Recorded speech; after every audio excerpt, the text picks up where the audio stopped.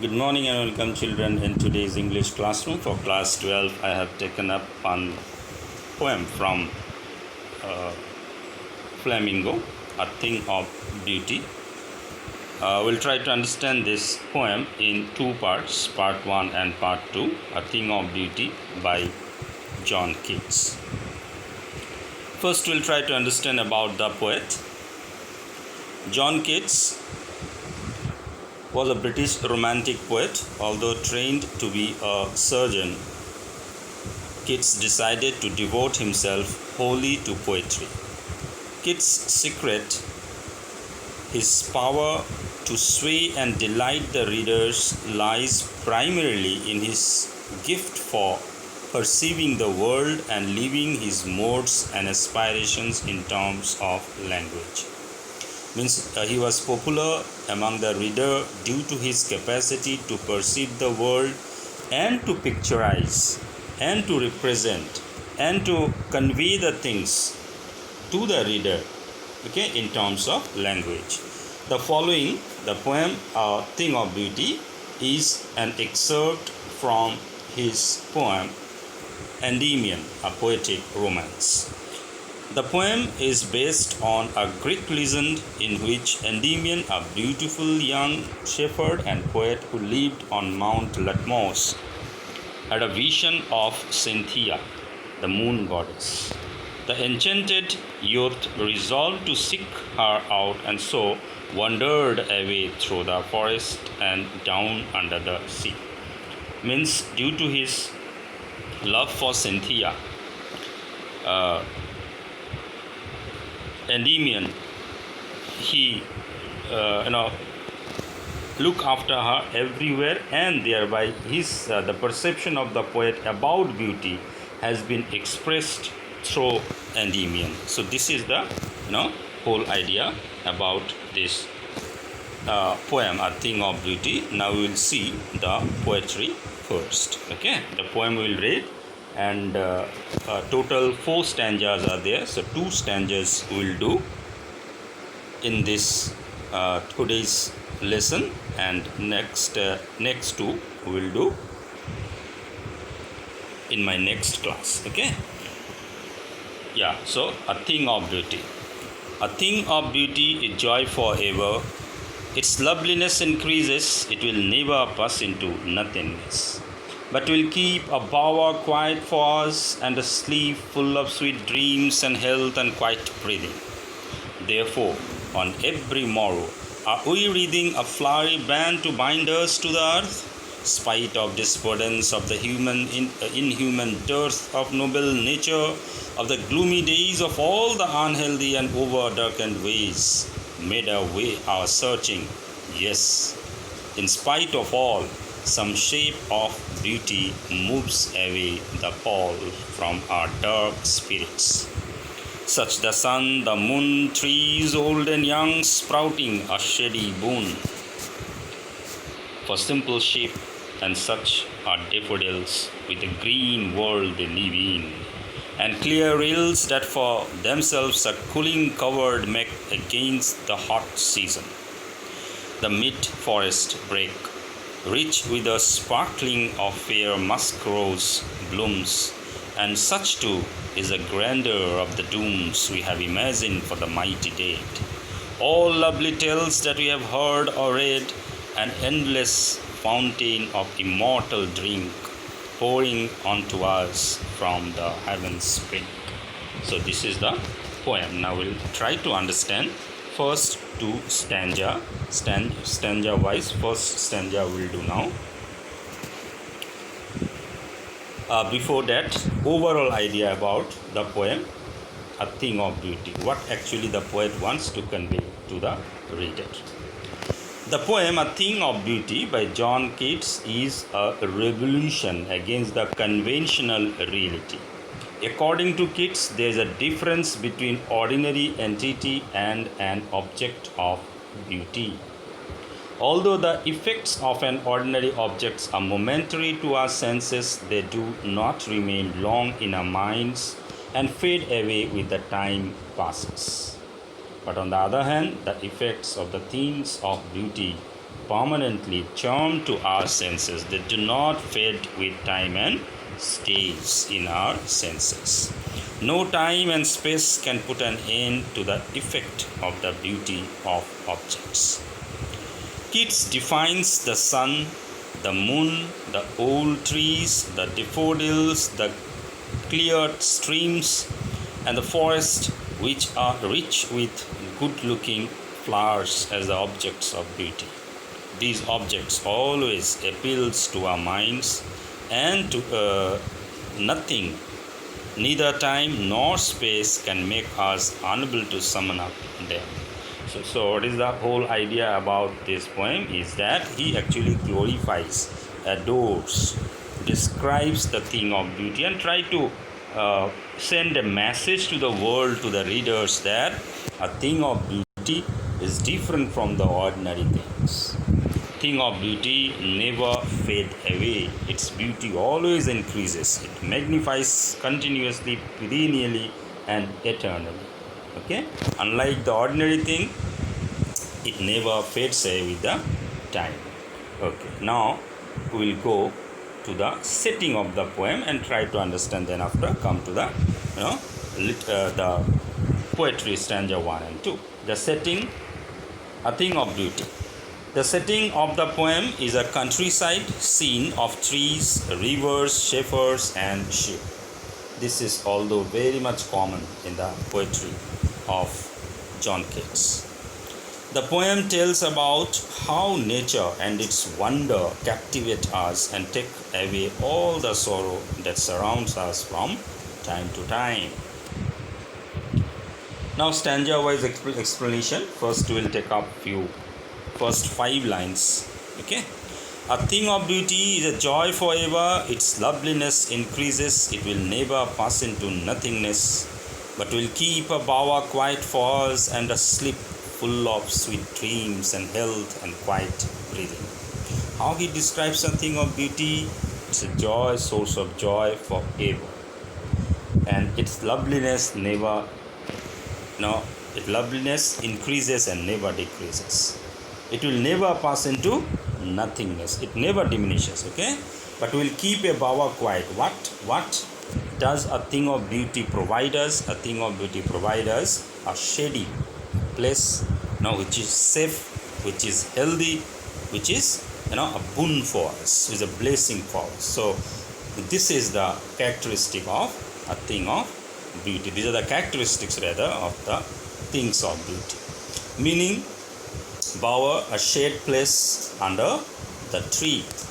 Few literary devices are used here that we will discuss, but before that we will try to understand the explanation of stanza 1. The poet says that a thing of beauty stays forever. It never fades away. Rather, it increases with the passing time. The perception of the poet regarding the things of beauty is that it never goes off with the passing time.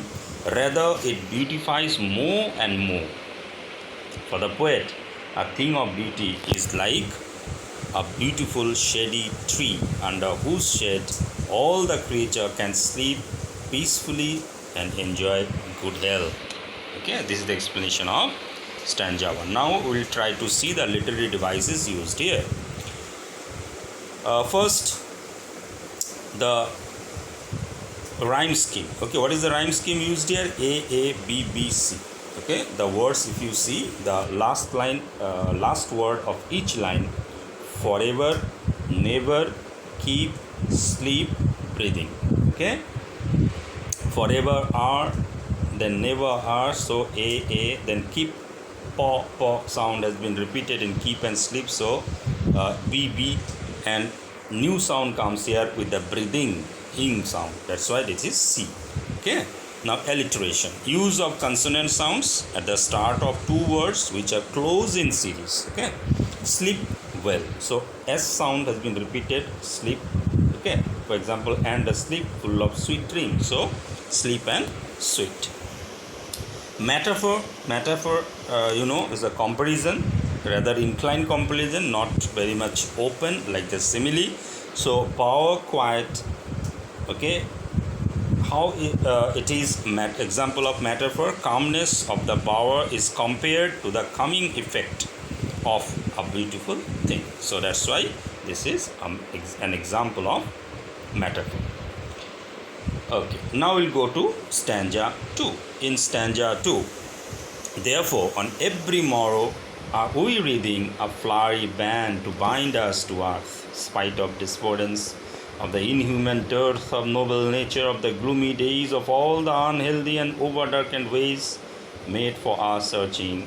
Yes, in spite of all, some shape of beauty moves away the pall from our dark spirits. So what the poet wants to say here, that this is the reason. This is the reason means, what is the reason? He said that a thing of beauty is a perennial source of happiness, and that's why he said on every morrow. Morrow means next day. Okay, tomorrow. So every today means every next day. Are we reading a flowery band to bind us to earth? We do something which shows or bind us to the things of nature. Okay, said spite of discordance of the inhuman dearth of noble nature. In this world, our life is full of unhappiness, unhappy experiences, isn't it? Say that discordances mean depressions are there. Then after inhuman dearth means inhumanly unkind nature. Okay, there is lack of, dearth of means lack of. Lack of noble natures mean good natures. Okay, of the gloomy days means bad days, bad experiences of our life, and all the unhealthy and over darkened ways means all the unhealthy and means bad experiences of our life, which for made for our searching. Means what? We are always running after success and all, and thereby we get different kind of frustrations and subjected to different kind of frustrations and sufferings. So it said that we search for something but we don't get, and that's why they creates lot of trouble for us and unhappiness. But say that in spite of all these things, yes, in spite of all, some shape of beauty moves away the pall from our dark spirits. Say that here, though we have different kind of problems in our life, but still the things of beauty always moves away, removes, erases those over darkened ways or gloomy days or bad experiences of our life, and gives us, instill us with the new spirit to move away with life and to do work and to give a soothing effect to our experiences or daily life. So few words meaning being given. Morrow, the following day, the next day means tomorrow. Wreathing means what? Surround, encircle. Okay. Despondence means depressed or depressions, you can say. Gloomy, sad. Dearth, lack of. Pall, a cloud. Here a dark cloud of gloom or sadness. Yeah. So we'll go to the explanation part of this one. Explanation we'll see of stanza 2. The poet says that every day it is the thing of beauty. So it should be thing of beauty. Thing of beauty which fills us with the spirit to live. It is the things of beauty which build the desire in us to live, though there are sad moments and cruel people around us. So here the poet wants to say that without beauty the earth will be full of cruel people, sad and gloomy moments. It is the beauty which, it is the thing of beauty or the beauty which is created by God, which help us to remove the sadness from our hearts. So it said that though this world is full of discordances, unhappy experiences, gloomy days, in the midst of that, few things that gives soothing effect to us or gives a kind of solace to us. What are those? The things of beauty. Now literary devices that are used in stanza 2, again anaphora. Anaphora, what is anaphora? Use of same word in two consecutive lines. Okay, of noble nature, of all the unhealthy. Okay, so this is called anaphora.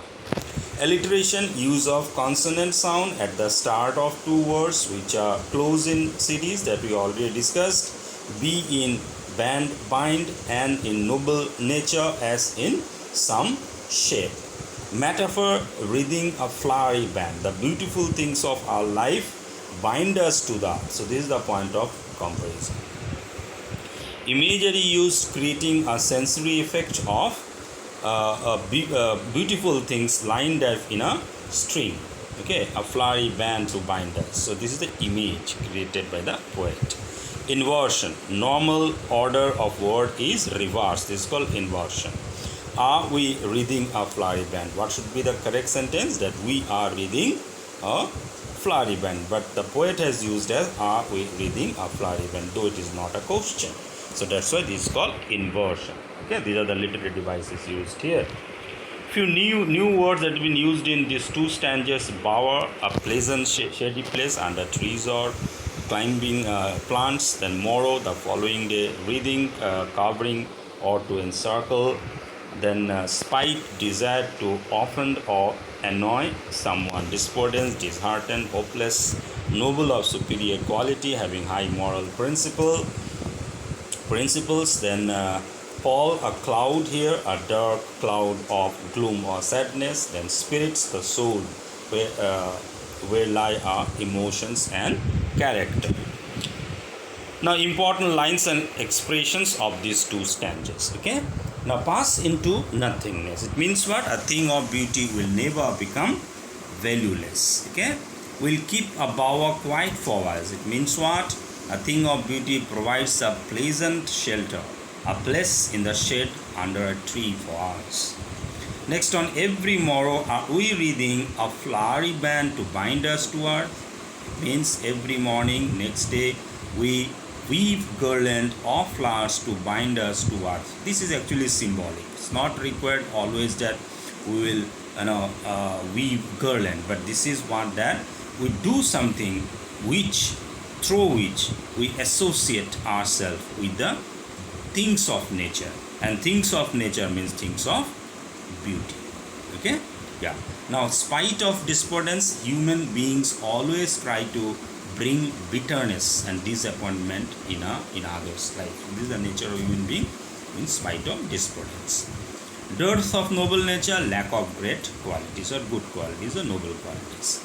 Some shape of beauty moves away the pall, means some beautiful things removes the cover of sad feelings from our heart. So this is what that we have seen in stanza 1 and 2. Now we'll sum up with the summary of this part only, first and second stanza. Very simply put, yet graceful, Keats describes a thing of beauty as proceeding joy forever. Its beauty only increases and it will never come to an end. The benefits hold out of a thing of beauty is listed as giving sound repose with good dreams and well-being. The earth without the beautiful things is a hopeless, unpleasant place flourishing in cold-hearted, unresponsive scarcity, and is severe towards human beings. Every day, human beings face miserable days packed with unhealthy malevolence and darkness. However, in spite of all, a thing of beauty helps eradicate the dark clouds that loads our souls. Hence, the poet says that we, the human beings, create an elaborate band each day made of all the lovely things we see. This is important to understand actually. As I said, reading that garland of flowers, not necessarily that garland of flower only. It means what? That a band or a circle that we create ourselves with our activity, which made all of made us to see the lovely things of nature, okay, and become associated with that. This band keeps us destined to the downcast earth as we would otherwise be hopeless. Okay, so this is what is that we have seen in this poem. So with this I will end this one, but I would like to add up one thing, that I also have shared with you the material in your assignment section. Okay, so I request everyone to go through that, note down that in your copy. Few questions also I had given there. Okay, and submit to me uh, positively. Why I am emphasizing this fact, that I can see many of you are not answering the questions properly, so this is not good. Okay, thank you very much.